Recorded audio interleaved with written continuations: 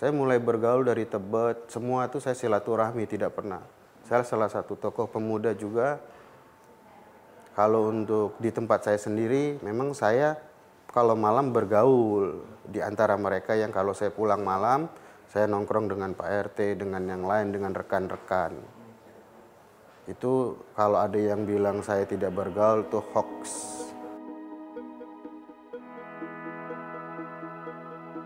Saya anti partai. Karena selalu ada satu kepentingan yang saya pelajari, dan untuk melakukan ajas manfaat demi satu kemenangan saya tidak suka. Saya kalau saya bergabung itu meyakinkan, semua kalau gini Mas soalnya. Seseorang yang punya satu giroh, jiwanya Islami din, dia punya din, dia punya rasa yang baik, punya pola pikir yang baik, dia akan satu jalur dengan sendirinya. Kita nggak bisa kita proses ini harus sejam, seminggu, setahun, itu nggak bisa. Namanya kita ini pembela para ulama dan anti kemaksiatan. Setiap akun-akun maksiat, pornografi, LGBT Aceh, Gai Sumatera, Gai Jawa, semua sampai Sabang sampai Merauke, akunnya kita sikat, sampai grupnya kita bubarin.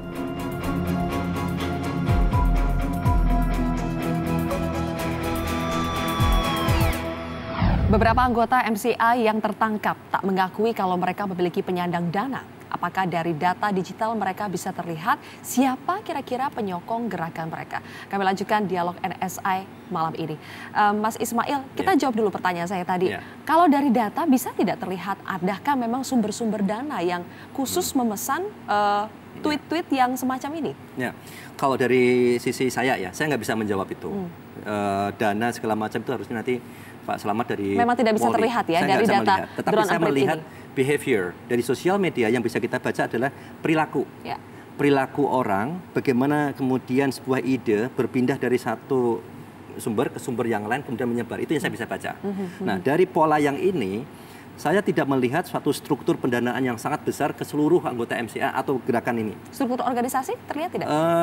Saya melihat perilakunya itu lebih ke spontanitas dan semangat di sana. Tapi Anda melihat ada tidak orang-orang tertentu yang memang seperti leadernya ini, yang selalu saja memposting? Nah, misalnya contohnya di Mas Mustafa Nara, saya ketemu berkali-kali di sana dengan beliau.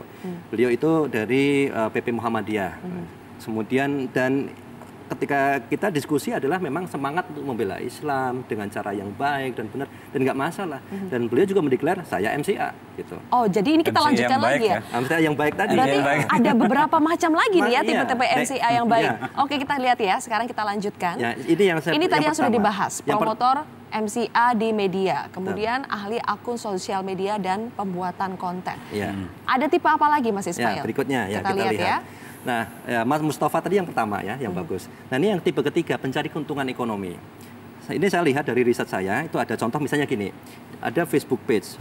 Kalau kita mau nge-follow Ustadz Abdullah Gimnastiar, masukin aja seperti itu. Muncul ada banyak list Facebook page, misalnya Abdullah Gimnastiar yang nomor 1, followernya 170.000. Itu besar sekali loh. Orang yang nggak paham, ibu-ibu nggak paham, dia akan follow. Nah, ternyata ada suatu ketika peristiwa, Ustadz Yusuf Mansur, Facebook page, dia ngeposting sesuatu. Dalam hitungan kurang dari 6 menit, udah di-share 50 kali. Saya curiga ini siapa yang nge-share. Saya lihat siapa yang nge-share. Ternyata yang nge-share siapa? Dalam hitungan kurang 5 menit, Agim nge-share, Mama Dede nge-share, Ustazah Oki nge-share. Jadi ada sampai 50 fans itu semua. Jadi ini nggak mungkin dilakukan oleh akun official atau mereka yang benar-benar niat untuk berarti ini adalah orang-orang yang mengatasnamakan. Nah, ini yang saya lihat kemudian, apa itu motifnya? Ternyata keuntungan ekonomi. Karena di setiap halaman Facebook itu ada link ke blogspot dan isinya di situ hoax semua. Hoax yang menarik, campuran hoax agama dan hoax-hoax yang tidak berbahaya buat pemerintah, tapi membuat orang jadi pengen ngeklik. Dan satu orang itu, karena dia bisa memiliki sampai 50 Facebook page, bisa diarahin semuanya sampai ke 10 blogspot. Dia bisa itu dapat tuh 1 bulan 15 juta dari situ, dari iklan. Seperti apa? Clickbait? Dari klik. Okay. Nah, yang jadi masalah adalah dalam satu wawancara yang lain saya baca, keuntungan yang paling besar adalah politik. Dia bisa bilang, saya punya 50 Facebook page, dikalikan sekian, follower saya sekian.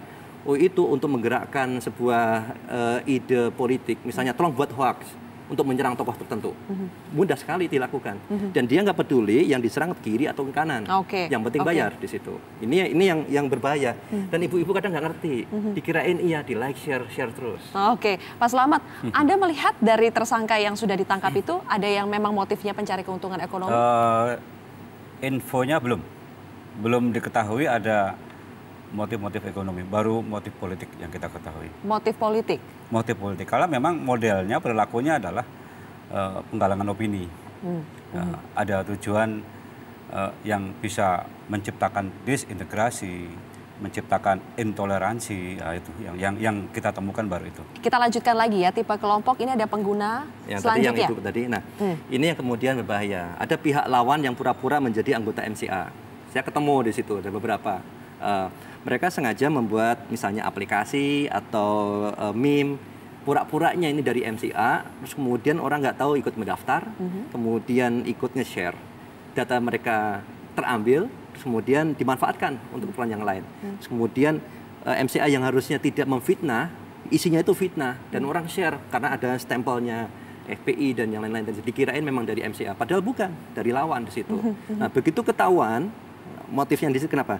Begitu ketahuan melakukan hoax, langsung diserang. Tuh bikin hoax, di screenshot, bikin hoax, diserang lagi seperti itu. Bisa. Jadi sebetulnya ini saling berstrategi ya untuk menyerang satu sama lain. Karena namanya perang ya, perang cyber. Perang cyber. Ini agen proxy war. Nah, ini luar yang negeri. paling akhir, Maksudnya apa ini Mas Ismail? Ini sangat mungkin yang kalau bangsa Indonesia selalu dalam kondisi nggak tenang, itu kan negara yang lain kan suka di situ. Dan sangat mungkin dan sangat mudah mereka mengatasnamakan MCA misalnya. Karena namanya sudah langsung mudah diterima oleh publik, kan langsung di-share. Dia buat aja, isu aja terus. Menyerang pemerintah, kayak menyerang apa segala macam. Anda temukan itu dalam analisis drone emprit? Ada yang memang dari luar negeri sebetulnya? Jumlahnya besar saya belum temukan di situ. Tapi dalam kasus yang lain itu pernah terjadi di situ. Nah kalau kita ini udah ada MCA nggak jelas siapa strukturnya segala macam. Orang langsung ngaku saja, dan ini membuka pintu yang sangat mudah untuk hal itu terjadi juga di Indonesia. Kalau dari kepolisian apakah juga menemukan adanya kemungkinan orang-orang dari pihak luar negeri yang mengaku sebagai MCA yang tujuannya memang sengaja untuk mengacaukan negara kita demi keuntungan mereka, Pak? Kalau dari sisi digital, kemudian dari sisi bawah ini adalah sudah global, mungkin terjadi saat ini dalam pendalaman.